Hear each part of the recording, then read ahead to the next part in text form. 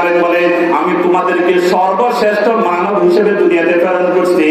আর তোমরা যদি এই সর্বশ্রেষ্ঠ মানবের যে মর্যাদা আমি আল্লাহ পাক রব্বুল আলামিন তোমাদেরকে দিয়েছিলাম, তোমাদেরকে যে দায়িত্বগুলো দিয়েছিলাম, ওই দায়িত্বগুলো যদি তোমরা ঠিকমতো পালন না করো, তাহলে আল্লাহ পাক রব্বুল আলামিন বলতেছেন, ওয়ালাকাদ যারানা লিজাহান্নামা কাসীরাম মিনাল জিন্নি ওয়াল ইনসি লাহুম কুলুবুন লা ইয়াফকাহুনা বিহা ওয়া লাহুম আ'য়ুনুন লা ইবসিরুনা বিহা ওয়া লাহুম আযানুন লা ইয়াসমাউনা বিহা উলাইকা কাল আনআম বাল হুম আদাল উলাইকা হুমুল গাফিলুন।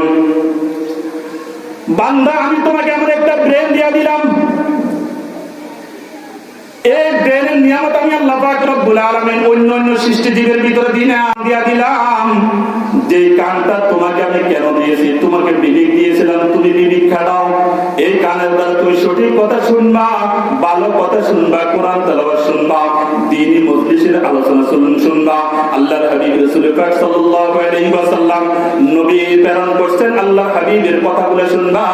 আর যদি এগুলো শুনতে পারো, এগুলো যদি তোমার কানের ভিতরে ঢুকাইতে পারো, তাহলে আল্লাহ পাক রব্বুল আলামিন বলতেছেন, এ বান্দা, আমি তোমাকে কর্ণ দিলাম শোনার জন্য, ভালোটা শোনার জন্য। হে বান্দা, আমি তোমাকে চক্ষু দিলাম তুমি ভালোটা দেখার জন্য। তুমি তো খারাপটা দেখতেছো, তোমার তো নজর চলে গেছে ঘুষের দিকে, তোমার নজর চলে গেছে সুদের দিকে, তোমার নজর চলে গেছে তুমি বেপরদার দিকে, তোমার নজর চলে গেছে অন্য দিকে। হে বান্দা, তোমার দৃষ্টিটা কোন দিকে ঘুরে গেলাম, তুমি স্মরণ করো আল্লাহকে।